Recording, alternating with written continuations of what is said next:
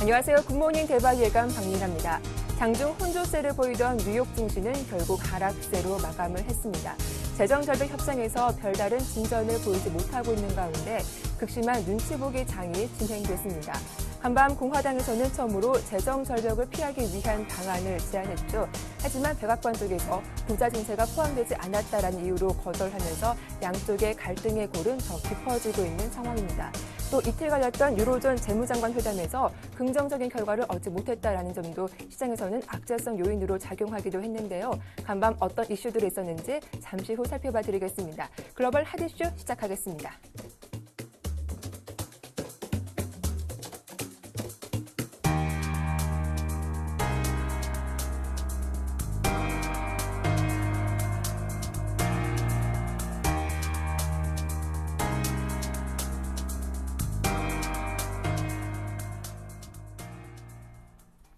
네, 인백스 투자전문의 이현민 본부장과 함께 어떤 이슈들이 나왔는지 확인해 보겠습니다. 안녕하세요. 안녕하십니까.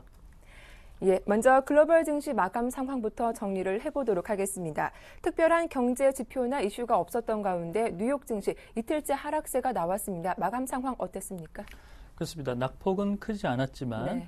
이 재정절벽 이슈를 만회할 수 있는 오늘 경제지표 발표가 없었다는 것이 낙폭을 좀 줄이지 못한 그런 흐름이라고 볼 수가 있겠습니다.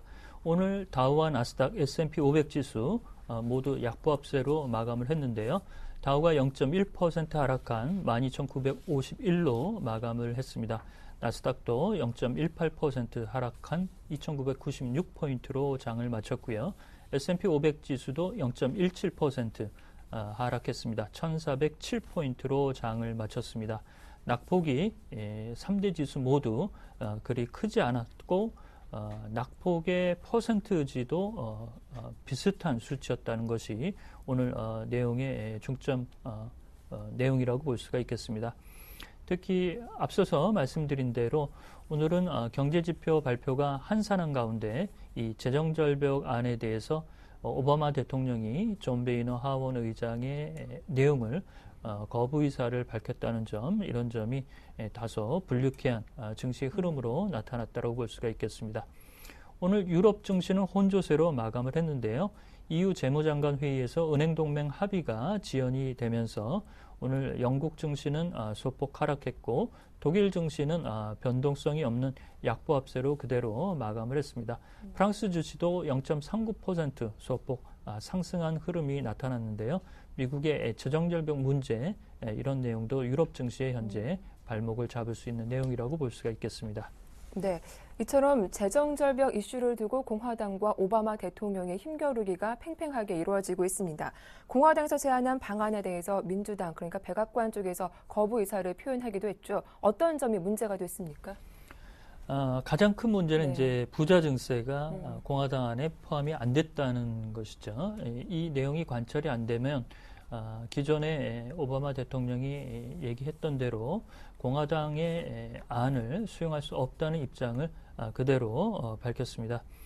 현재 존 베이너 하원 의장이 어제 재정 적자를 2조 2천억 달러를 10년에 걸쳐서 감축하는 내용을 역제안했는데요. 여기에는 1조 4천억 달러의 재정 지출 삭감을 현재 포함이 돼 있고, 그다음에 세수를 8천억 정도 늘려서 재정 적자에 줄이는 폭을 맞추겠다라고 현재 얘기를 하고 있습니다.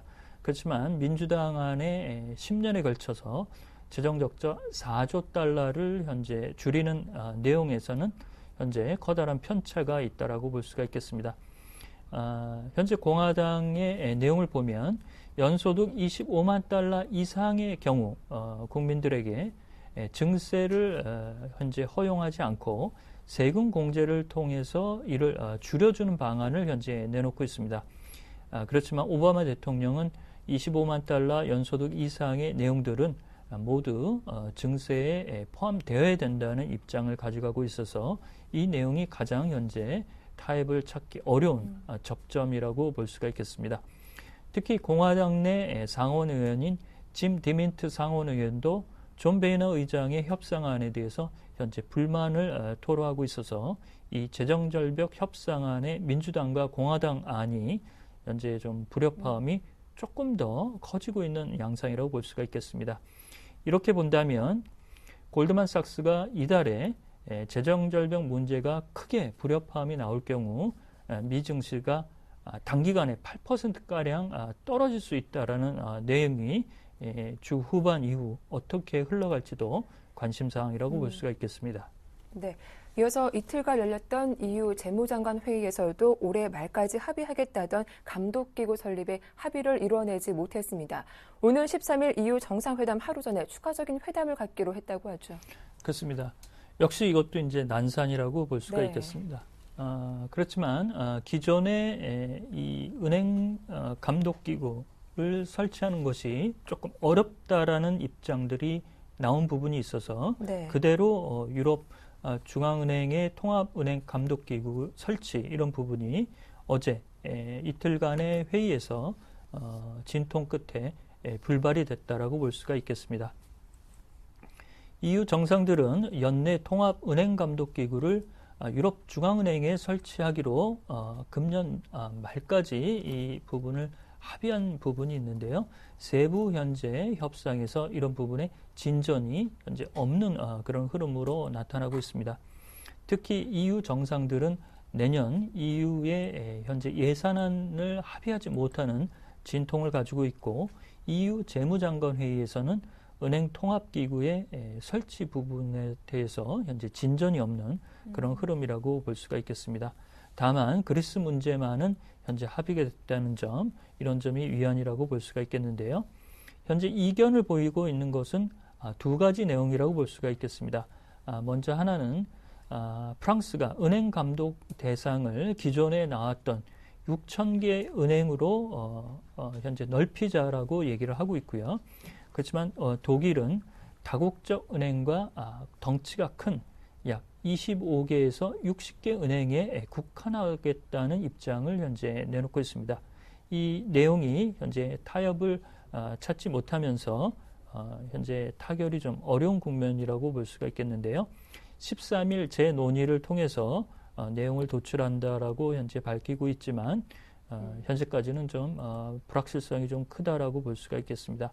이렇게 되면 은행감독기구를 연말까지 설치해서 은행동맹, 뱅킹 유니언을 출범시키겠다라는 내용도 일정이 좀 차질이 있을 것으로 볼 수가 있겠습니다. 네, 또 다음 이슈입니다. 국제통화기금이 자본 유출입 규제 반대하던 기존 입장에서 이 부분적으로 자본 유출입 규제의 필요성을 인정하는 보고서를 내기도 했는데요. 이렇게 입장을 바꾼 이유가 무엇 때문인지 좀 자세하게 들려주시죠.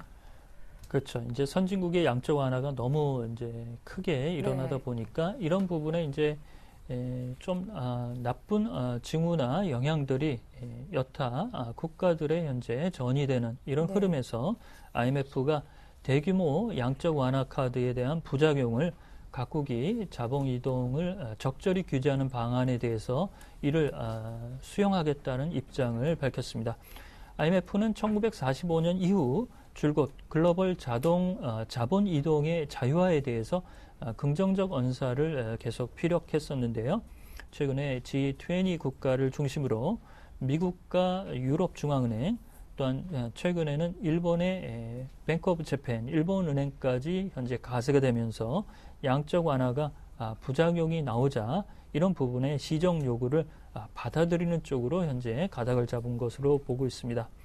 특히 IMF는 금융 시스템이 불안한 국가에게는 해가 되지 않도록 이런 적절한 각국이 가지고 있는 자본 이동 규제의 강화를 윤허한다는 이런 흐름인데요. IMF가 어제 보고서를 밝힌 바에 따르면 우리나라의 선불한 포지션 규제나 외화 건전성 부담금, 이른바 은행세라고 현재 얘기가 되고 있는데요. 이런 부분도 현재 내용을 열거하고 있고, 특히 이제 브라질이 자국 국채의 외국인에 대해서 투자 과세를 조금 더 높이고 있는 점, 이런 점도 현재 열거 대상으로 예시가 되고 있어서 이런 내용에 대한 IMF가 점진적으로 수용 의사를 밝힌 부분이라고 현재 해석을 할 수가 있겠습니다. 네. 이어서 호주 중앙은행이 강한 경제 성장 위해서 기준금리를 인하했습니다. 2009년 4월 이후 최저치를 기록하고 있는데 이렇게 이례적으로 금리를 인하한 배경은 무엇인지 좀 설명해 주시죠. 그만큼 이제 호주 경제가 네. 현재 당면하고 있는 부분이 그 경제 상황이나 이런 부분이 좀 열악하다는 입장이 현재 호주 중앙은행에서 나온 것으로 볼 수가 있겠습니다. 우리가 이제 호주 중앙은행의 금리를 좀 주시하는 부분은 이 원자재 수출이 가장 많은 국가고 이 금리의 추이를 통해서 중국 시장에 호주 경제가 어느 정도 현재 반응하고 있느냐를 잘 분석할 수 있는 내용이기 때문에 주목한다라고 볼 수가 있겠는데요. 어제 글렌 스티븐슨 호주 중앙은행 총재는 고용시장이 현재 호주에서 좋지 않고 그다음에 단기적으로도 실업률이 상승하는 등 경기 환경이 좀 좋지 않다는 국면에서 금리를 25bp 내린 3%로 인하를 했습니다. 또한 내년도 세계 경제 성장률이 좋지 않을 것으로 현재 OECD나 IMF가 속속 기존 수치를 하향하는 이런 국면을 호주의 중앙은행이 선제적으로 현재 대응한다라고 볼 수가 있겠습니다. 특히 현재 미국의 시각은 중국이 원자재 수요를 계속적으로 끌고 갈 수 있느냐 이런 부분에 현재 퀘스천 마크를 달고 있어서 호주의 원자재 시장의 수출이 조금 더 위축된 국면으로 들어간다면 현재의 기준금리에서 추가적으로 조금 더 금리를 내릴 수 있는 부분도 남아 있다라고 볼 수가 있겠습니다.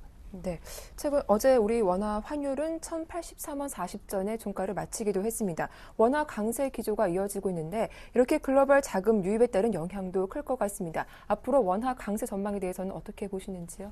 그렇습니다. 앞서 이제 네. 호주 중앙은행의 금리 인하 얘기를 말씀을 드렸는데요. 네. 이렇게 양적 완화 카드가 대대적으로 풀리자 기준금리 인하를 공격적으로 단행하는 것이 이제 브라질의 중앙은행과 호주의 중앙은행도 이번에 이제 25bp를 내렸고요.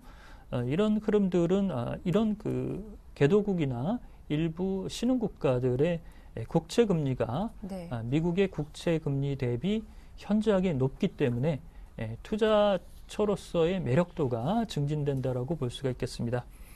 이런 점으로 볼 때 원화의 환율 강세도 우리나라 국채에 대한 외국인의 시각이 상당히 현재 호전 추세를 그대로 반영한 수치라고 볼 수가 있겠고요. 특히 우리나라는 올해 국가 신용 등급이 올라가면서 외국인의 투자 마인드가 상당히 고취되고 있다라고 볼 수가 있겠습니다. 특히 엊그제 골드만삭스의 짐 오닐 회장은 미국의 재정 절벽 이슈가 커다랗게 불거지면서 미국 내 투자 자금이 다른 시장으로 빠져나가고 있다라고 얘기를 하고 있는데요. 이런 자금들이 우리나라로 현재 환류되고 있는 것으로 보입니다. 가장 우리가 이제 경계하는 부분은 일본이 추가적으로 양적 완화 카드를 더 꺼내게 되면 원화가 강세가 되고 엔화가 약세가 되면서 우리나라의 수출 환경이 나빠질 수 있는 부분이 나올 수 있다는 잠재적 리스크인데요. 올해 엔화는 달러 대비 6.96% 절하됐지만 원화는 5.97% 절상 추세가 나오고 있습니다. 이런 흐름으로 보면 현재 원화의 강세 추세는 우리 시장이 잘 감내할 수 있는 부분이라고 볼 수가 있겠고 최근에 우리나라에 들어온 자금을 보면 10월까지 주식은 14조 3,700억 원 정도가 들어와 있고 네. 채권은 5조 1,790억 원이 들어와 있어서 10월까지 약 20조 원이 넘는 금액이 들어와 있습니다.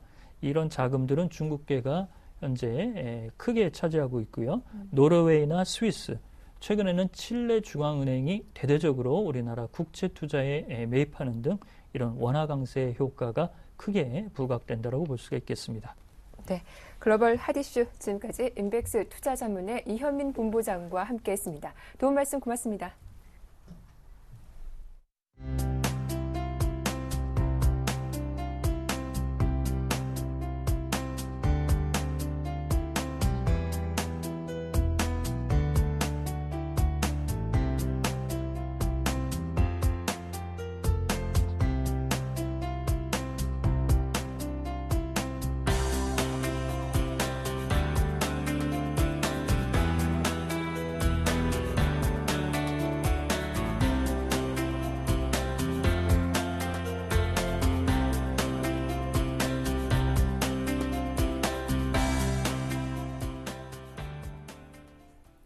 네, 어제장 국내 증시 마감 상황과 주요 이슈들 점검해 보겠습니다.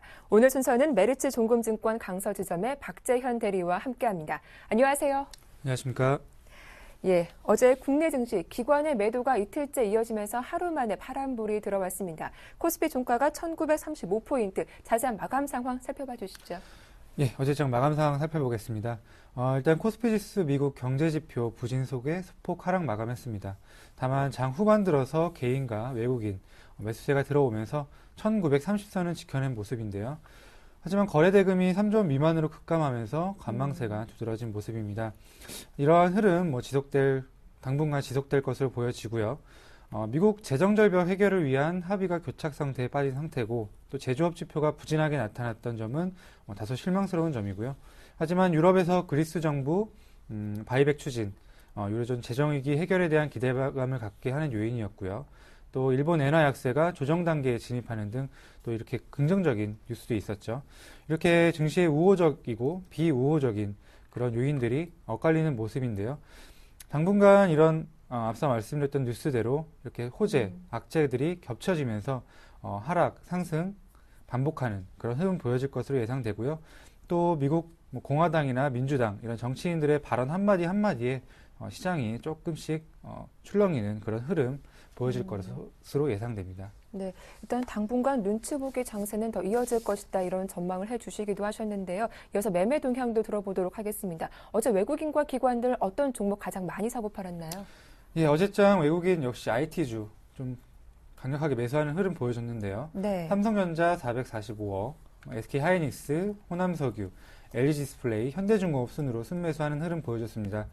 삼성전자 444억 매수를 했는데요. 그 밖에 SK하이닉스나 LG디스플레이 같은 이렇게 업종이 턴어라운드 되는 종목 위주로 좀 매수하는 흐름 보여줬고요.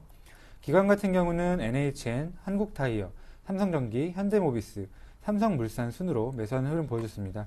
또 하나 짚고 넘어갈 종목은 호남석유인데요. 호남석유 최근 외국인 매수세 상당히 눈에 띄는 흐름이고요.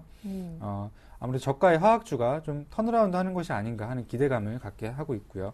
또 외국인 기관 매도 상위 종목 살펴보게 되면 외국인 현대모비스, LG생활건강, 포스코, 한국타이어, NC소프트 순으로 순매도하는 흐름 보여줬는데요. 특별한 그런 이슈는 없었습니다. 특별히 한쪽으로 업종이 쏠려서 매도하는 그런 흐름을 보이지는 않았고요. 기관 같은 경우에는 특징적으로 삼성전자를 445억 정도 순매도를 했는데 이 부분도 우려하실 필요는 없을 것 같습니다. 최근에 기관이 강력하게 삼성전자를 매수했기 때문에 어제 매도를 제외하고라도 최근에 50만 주 정도 매수하고 있는 흐름이기 때문에 걱정할 필요는 없을 것 같고요. 네. SK하이닉스, LG전자, 호남석유, 기아차 순으로 순매도하는 흐름 보여줬습니다. 네, 이렇게 IT 쪽은 외국인의 매수세가 이어졌고 또 기관 쪽에서는 매도세가 이어졌다라는 점 투자 전략 세우실 때 좀 참고를 해보시면 좋겠습니다. 이어서 코스닥 상황도 살펴보도록 할 텐데요. 어제 코스닥 지수 드디어 500포인트 안착에 성공하는 모습이었어요. 네, 맞습니다. 어제장 코스닥 지수, 코스피 지수 대비해서 상당히 좋은 흐름 보여줬는데요. 3.74포인트 오른 502.71포인트 마감했습니다. 외국인과 기관이 320억, 167억가량 순매수하면서 지수를 이끈 모습입니다. 시가총액 상위 종목들이 어제는 좀 강한 흐름 보여줬는데요. CJ 오쇼핑, 다음, 서울 반도체 등의 그런 시가총액 큰 종목 위주로 상승을 마감했고요. 또 그리고 계속해서 하락 흐름 보였던 코스닥을 이끌었던 종목이죠. 게임주들이 조금 반등을 하면서 향후 코스닥 시장, 다시 한번 코스피 시장 대비해서 좋은 흐름 보일 수 있지 않나 하는 그런 기대감 심어주는 하루였습니다.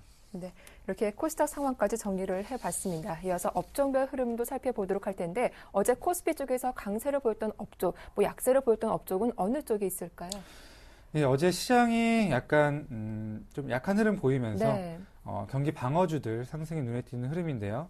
섬유, 의복, 의약품, 통신업 순서대로 상승 마감했습니다. 특히 의약품 업종의 경우 외국인과 기관 수급 최근 상당히 좋은 흐름 보이고 있는데요.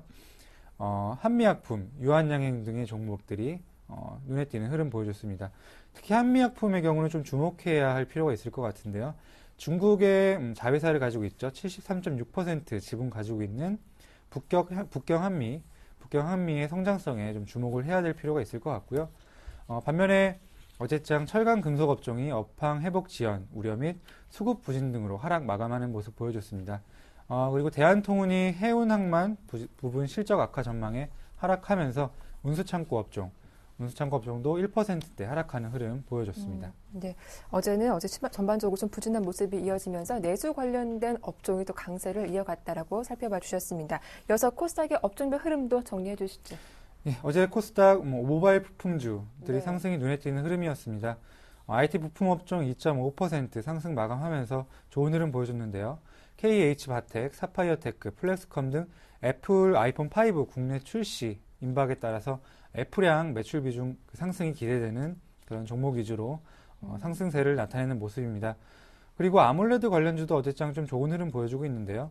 삼성 투자 관련해서 구체적으로 나타난 사항은 없지만 아무래도 저가 매수세가 들어오고 또 기대감이 형성되면서 테라세미콘, SFA, ICD 등의 아몰레드 장비 업종 좋은 흐름 보여줬습니다.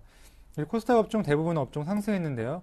그 와중에 BHI나 YG원 같은 기계 업종 등이 글로벌 경기 탄력 둔화로 인한 발주 지연 및 감소 우려감 등으로 하락하는 흐름 보여줬습니다. 네, 이렇게 모바일 부품주 이틀째 좀 강세를 이어가고 있습니다. 이런 휴대폰 부품과 관련된 종목들 지금이라도 투자를 해봐야 할지 궁금하신 분들 많으실 것 같은데요. 이쪽에 대한 설명 부탁드릴게요. 네, 그렇습니다. 지금 삼성전자 네. 부품주들, 대표적으로 삼성전자 부품주들 중에 터치 패널 업종이라던가 FPCB 업종들이 상당히 최근 좋은 흐름 보이고 있는데요. 투자자분들께서는 많은 걱정을 하실 겁니다. 이렇게 많이 올라왔는데 또 투자를 해야 되는지. 네. 하지만 저는 선별적으로 좀 투자를 하실 필요가 있다고 보고요. 그 이유는 최근까지는 스마트폰 업종, 그러니까 스마트폰 종목들 올라온 흐름이었는데 내년에는 태블릿 PC 관련된 그런 부품주들이 좋은 흐름 보여줄 것으로 예상이 되기 때문인데요. 네. 일단 올해 스마트폰 판매가 6.6억대에서 내년에 8.8억대로 예상이 되고요. 그리고 태블릿 PC 같은 경우에는 1.2억대에서 1.7억대로 늘어날 것으로 예상이 됩니다.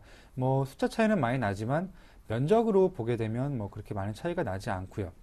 그렇기 때문에 스마트폰에서 태블릿 PC로 그런 부품이 넘어가면서 부품들도 대형화되고 또 많이 들어가게 되겠죠. 그렇게 되면은 부품들 대형화되면서 만들기도 어려워지고 또 만들기도 어려워짐에 따라서 영업이익률도 높아지면서 그런 태블릿 PC 관련 종목들 영업이익률도 많이 높아지게 되겠죠. 그렇게 되면은 태블릿 PC 관련주들의 주목을 해야 될 것 같은데요.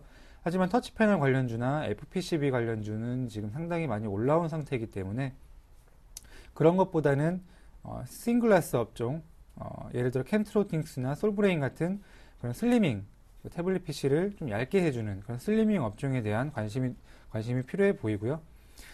단기간에 이런 종목들도 많이 올라오긴 했지만 예전에 그런 플렉서블 관련해서 좀 하락했던 그런 부분이 있기 때문에 2013년 실적 대비해서 아직까지는 좀 올라올 여력이 있다고 보여집니다. 그렇기 때문에 이런 종목들에 관심 필요해 보입니다. 네, 자, 이제 수요일장 개장을 앞두고 있습니다. 거래 대금이 줄면서 좀 관망세가 계속 이어지고 있는 모습인데 오늘 어떤 전략이 필요할지 한 줄로 정리해 주시죠.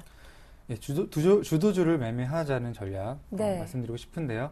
아까 말씀드렸듯이 이제 시장의 거래 대금이 좀 급감하면서 좀 종목 쏠림 현상, 수급도 쏠림 현상이 나타나고 있는데요. 네. 앞서 말씀드린 부품주, 그런 스마트폰이나 태블릿 PC 부품주 위주로 좀 매수하는 전략이 필요해 보이고요.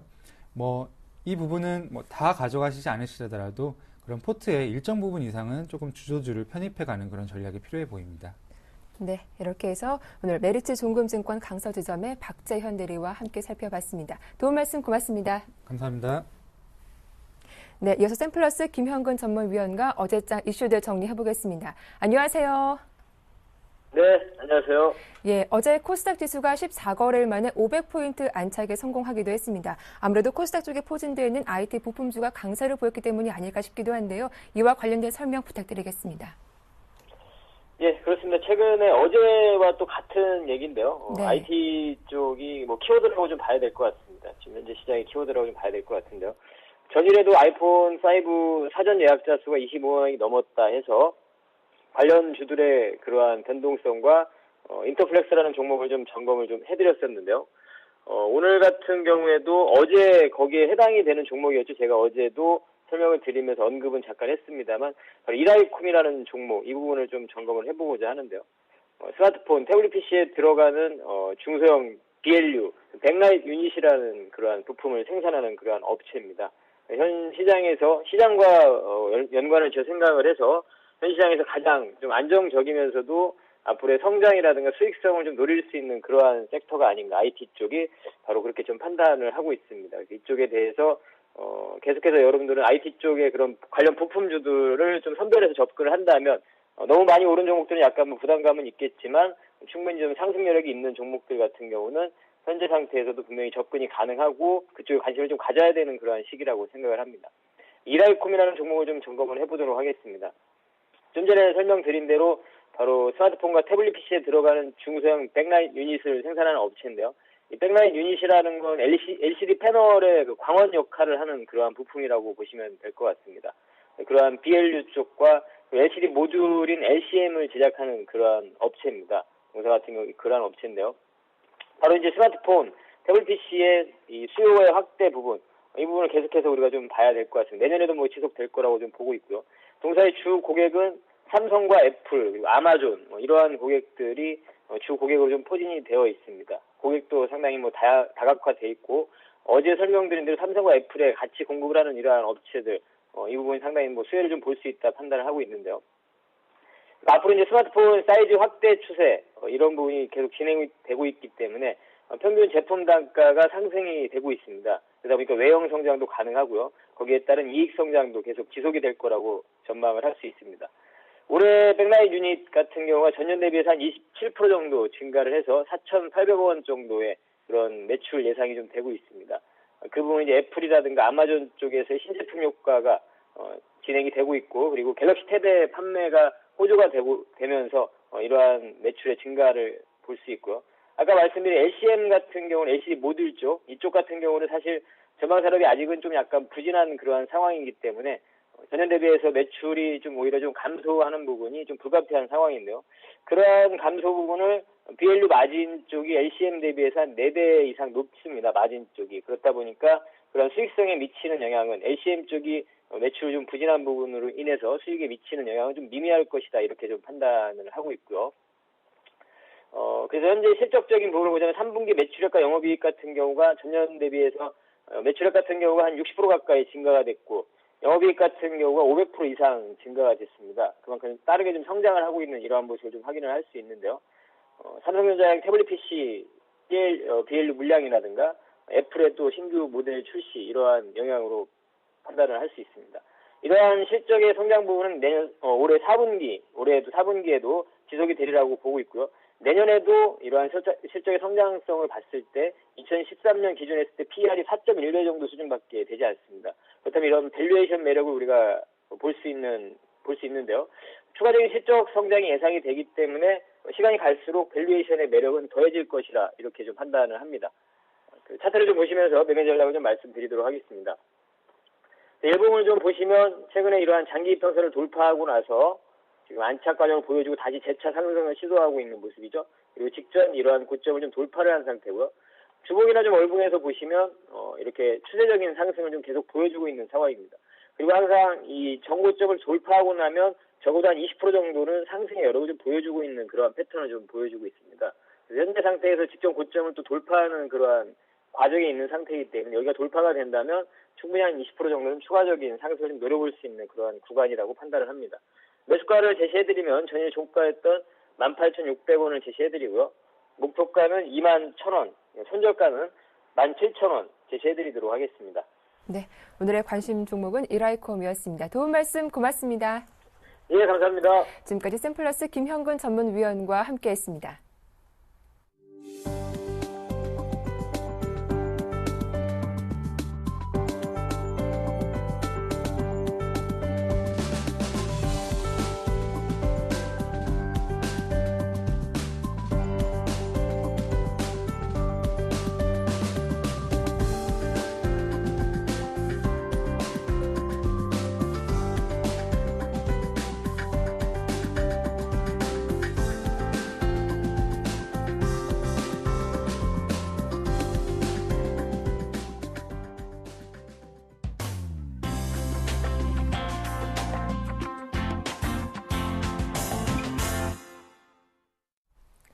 네, 평택총련 정호영 전문가와 오늘장 승부 전략 짜보겠습니다. 안녕하세요. 네, 안녕하세요. 예, 어제 코스피 하락세가 나왔습니다만 1930선에 대한 지지는 확인했습니다. 하지만 거래량도 대폭 줄고 좀 관망세가 이어지고 있는데요. 오늘장 흐름은 어떻게 전망하시나요? 네, 아마도 당분간 좀 관망세 내지는 좀 네. 약한 흐름이 이어지지 않을까 이렇게 보고 있습니다. 그 이유는요. 어차피 이게 지금 현재 그 해외 증시도 그렇고 한국 증시도 그렇고 재정절벽 협상 기대감 덕분에 올라가줬는데요. 현재 좀 지지부진하지 않습니까? 그리고 제 예상은 어차피 협상이 안 되거나 된다고 해도 아마 연말 가깝지 않을까 이렇게 보고 있습니다. 왜 그러냐면 지금 공화당 입장에서 오바마를 도와줄 이유가 없다는 거죠. 그게 가장 큰 이유입니다. 그리고 물론 어떤 경제적인 측면에서의 어떤 그 뭐랄까요, 좀 논의가 좀 활발하게 진행되고 있지만 그 이면에는 뭡니까? 어떤 정치적인 어떤 그런 메커니즘이 더 중요하다 이렇게 볼 수가 있겠습니다. 자, 단기적으로 이렇게 보고 있어요.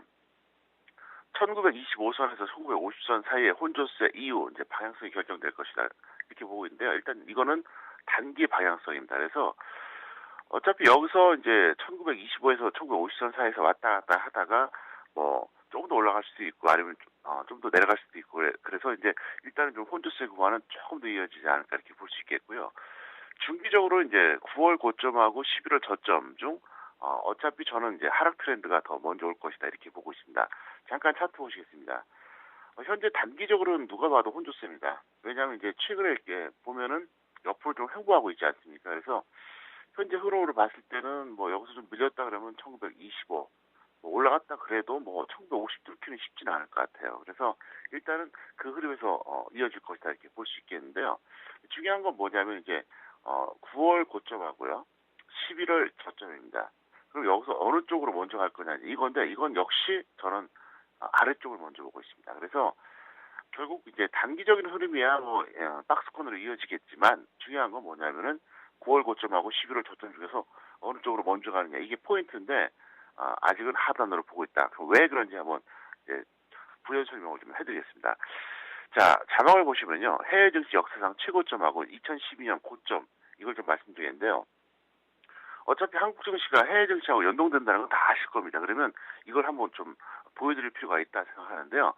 미국, 영국, 독일, 프랑스 각각 현재 그 2012년 상태하고 역사상 최고점이 굉장히 괴리감이 많습니다. 자, 미국 같은 경우에는요. 역사상 최고점이 2007년, 영국은 1999년, 독일은 2007년, 프랑스는 2002년입니다. 그러면 제가 항상 그 강의할 때 말씀드렸었잖아요. 네, 저점은 빠르고 고점은 느린 게 강하다 그랬잖아요. 그렇게 봤을 때 미국하고 독일은 강한 겁니다. 반면에 이제 영국하고 프랑스는 좀 약한 거죠. 역시 미국이 전 세계에서 경제 규모 1위 국가답게 역시 강했고요. 그다음에 독일에 그러니까 유럽에서 가장 견조한 나라가 사실 독일이잖아요. 그러다 보니까 이제 고점이 약간 느리고요. 근데 2012년을 기준으로 봤을 때, 그러니까 최근 지수가 2012년을 고점을 돌파했나 못 돌파했나 이걸 보면은 미국은 현재 돌파하지 못했습니다. 그리고 영국 같은 경우에는 역시 돌파 못했고요. 반면에 독일하고 프랑스는 돌파해줬는데 이렇게 치면 어디가 제일 강합니까? 독일이죠. 왜 그러냐면 역사상 최고점은 미국과 더불어서 2007년인데 2012년 고점 돌파, 미돌파 두 가지 중에서 보면은 돌파했다는 거죠. 그래서 어쨌든 현재 이런 흐름이 나타나고 있는데 이걸 왜 보셔야 되냐면요. 결국 경제 흐름대로 따라간다는 거예요. 역사상 최고점이라든가 연중 최고점 이 돌파 여부는 이걸 무시할 수가 없다는 거죠. 그래서 어쨌든 여러분들이 이제 해외 증시를 보실 때 관건이 뭐냐면 유럽 증시 같은 경우는 독일을 먼저 보시는 게 나을 겁니다. 그리고 미국은 무시할 수 없는 그런 어떤 글로벌 지표가 될 수 있기 때문에 이걸 한번 여러분들이 참고하시면 좋을 것 같은데요. 참 놀랍죠? 뜻밖에도 영국하고 프랑스는 어떻습니까? 고점이 한참 전이라는 얘기예요. 미국하고 독일은 불과 5년 전이고요. 그래서 이걸 여러분들이 꼭 유념하셔야 된다 설명드릴 수 있겠고요. 자, 이번에는요. 정말 더 중요한 걸 보여드릴게요. 7월 25일부터 12월 4일까지 코스피에서 프로그램과 외국인의 이제 전체적인 수급 동향인데요. 자, 한번 보겠습니다. 8월부터 9월, 10월, 11월 이렇게 각각 나눠드리고요. 그 다음에 전체적으로 그러니까 7월 25일부터 12월 4일까지 쫙 보여드리는데요. 자, 8월에는요. 프로그램이 무려 7조 9천억이 나왔어요. 그리고 또 외국인이 5조 이상 매수했습니다. 엄청난 매수했죠. 누가 보더라도 무려 13조가 나왔고요. 그다음에 9월에 약간 주춤하긴 했다 그래도 뭐 이렇게 저렇게 따지면 뭐 거의 한 5조 원 가까이 나와줬고요. 10월하고 11월에는 특히 이제 외국인들의 10월 매도세가 이제 눈에 띄고요. 그리고 11월도 마찬가지인데 어쨌든 트렌드로 보면은 10월하고 11월에 프로그램은 여전히 매수가 나오고 있거든요. 반면에 외국인들은 현재 지속해서 매도하고 있습니다. 그래서 이런 것 때문에 사실 지수가 좀 안 좋았다 볼 수 있는데, 자, 정말로 놀라운 데이터입니다. 전체적으로 한번 보면요. 프로그램 같은 경우에 7월 25일부터 12월 4일까지 무려 12조 6천억이 나왔습니다. 외국인은 8조 6천억이고요. 자, 여기서 이제 중요한 포인트가 뭐냐. 그러면 두 개를 합산하면 대충 어림잡아도 얼마죠? 21조잖아요. 자, 그러면 7월 25일부터 12월 4일까지 차트 잠깐 보시겠습니다. 자, 보시면은요. 7월 25일을 제가 기점을 잡은 이유가 뭐냐. 연중 최저점이기 때문에 그런 겁니다. 그리고 12월 4일은 바로 어제였잖아요. 그 당시 연중 최저점이 1750선대였어요. 현재가 1930선대니까 어림잡아서 얼마입니까? 180포인트입니다. 180포인트가 올라가기 위해서 프로그램은 12조 6천억, 외국인은 8조 6천억이 들어갔다는 얘기예요. 얼마입니까? 21조. 과연 180포인트 올라가는데 이 정도 돈이 들어왔는데 앞으로 이게 2000포인트가 넘어가고 2100, 2200 가려면 돈이 얼마가 들어야 될까요? 여기서 문제가 발생한다는 거예요. 그래서 단순하게 차트로만 보면은 올라갈 때는 항상 계속 올라갈 것 같잖아요. 대부분의 차트쟁이들이 시장 보는 방법이 간단하거든요. 추세를 읽어주고 추세에 이제 순응하는 이런 스타일인데 사실 차트만 봐갖고는 시장을 볼 수가 없다고 제가 누차 말씀드리지 않습니까? 그리고 제가 어제도 약간 좀 그런 말씀드렸었잖아요. 뭐 서울경제TV야 그렇지 않았지만 대한민국에 있는 대다수의 뭐 거의 전부라고 볼 수가 있겠죠. 증권 채널에서 보면 뭐 봄에도 대세 상승이다.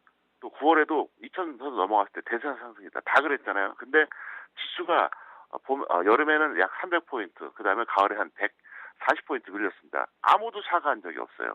그래서 요번에 또 올라가니까 또 대세 상승이라는데 아직 저는 아니라고 분명히 말씀드리겠습니다. 만약에 시장이 바뀌면 제가 전략을 바꿔드리겠습니다. 하지만 지금 바뀌지 않았기 때문에 저는 현재 관점을 그대로 유지할 생각입니다.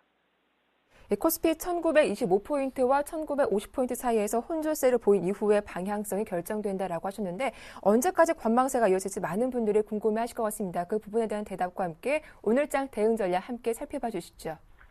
네, 제가 보기에는 뭐 이번 주 안에는 무조건 결정될 것 같아요. 네. 늦어도 이번 주 안이죠. 왜냐면 오늘 수요일이기 때문에. 근데 오늘 그 외국인들의 선물 매매 동향을 보면 오늘 결정될 수도 있고요.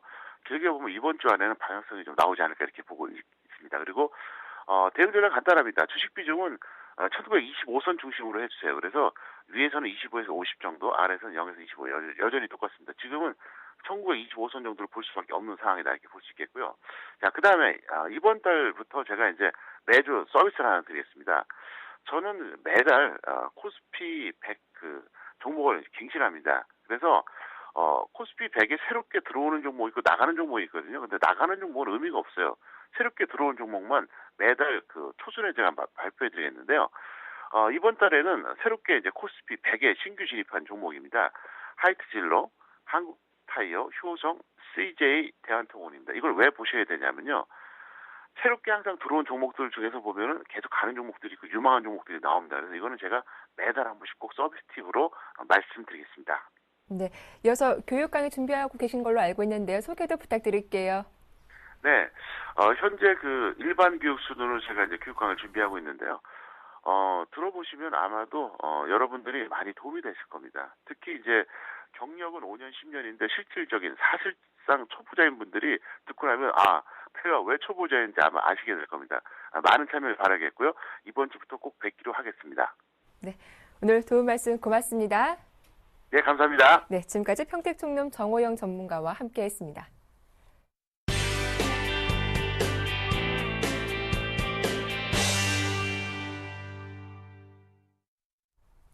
네, 이슈앤 이슈 오늘 순서는 서울경제신문 생활산업부의 조성진 기자와 함께하겠습니다. 안녕하세요. 안녕하세요.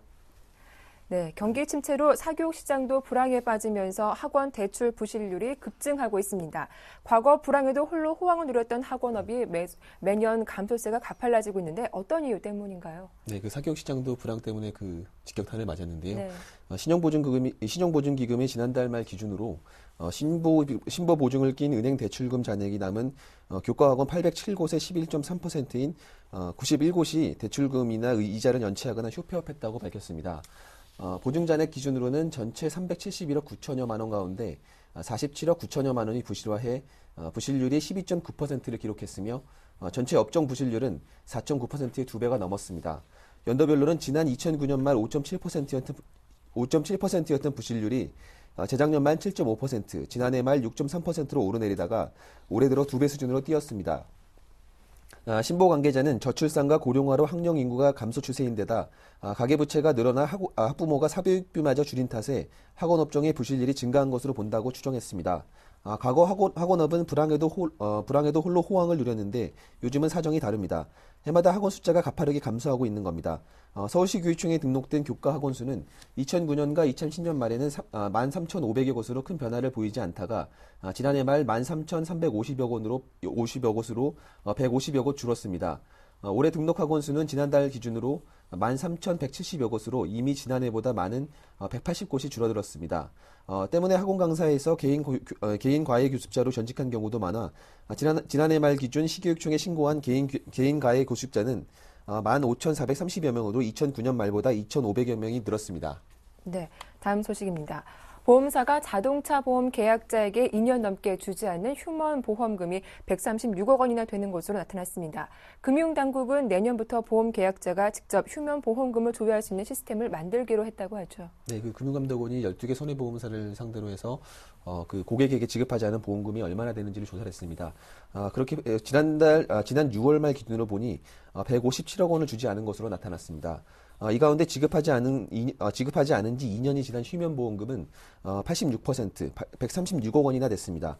휴면보험금이 발생한 사고는 20만 천여 건이고 평균 6만 7천 원 정도를 찾아가지 않은 것으로 나타났습니다.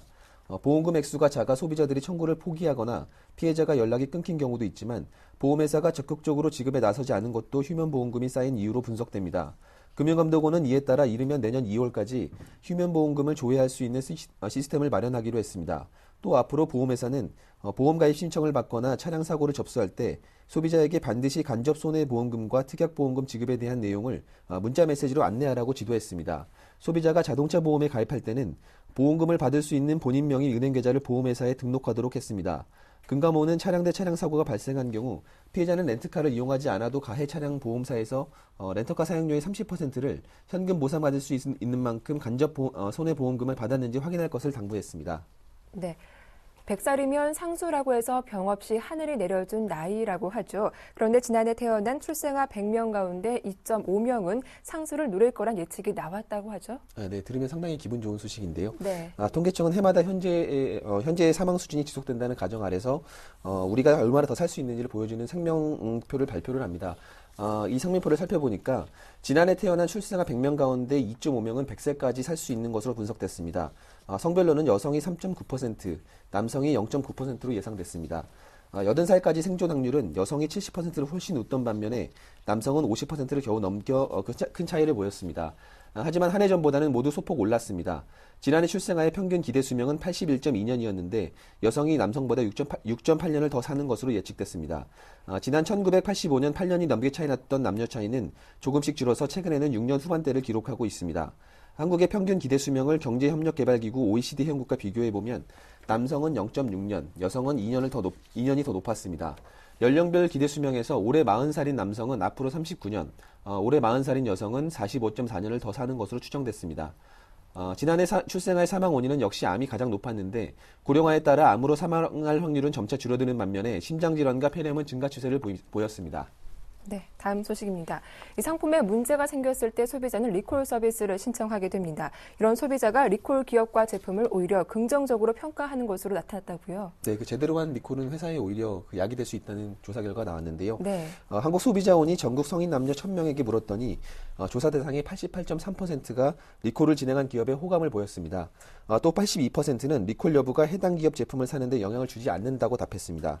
마지못해 리콜을 했을 때는 기업이 자발적으로 리콜을 실시했을 때보다 기업에 대한 신뢰도가 2배 가까이 높았습니다. 그런데 리콜 대상 소비자 가운데 3분의 1 정도는 조치를 받지 않은 것으로 나타났습니다. 네. 자, 이어서 오늘의 주요 일정 끝으로 간략하게 정리해 주시죠. 네, 한국은행은 11월 말 외환 보유액을 발표하고요. 네. KT는 스마트 결제 솔루션을 공개하고 골드만삭스는 2013년 한국 거시경제 및 주식시장 전망을 발표합니다. 네, 지금까지 이슈앤이슈 오늘 순서는 서울경제신문 생활산업부의 조성진 기자와 함께했습니다. 도움 말씀 고맙습니다. 네, 감사합니다.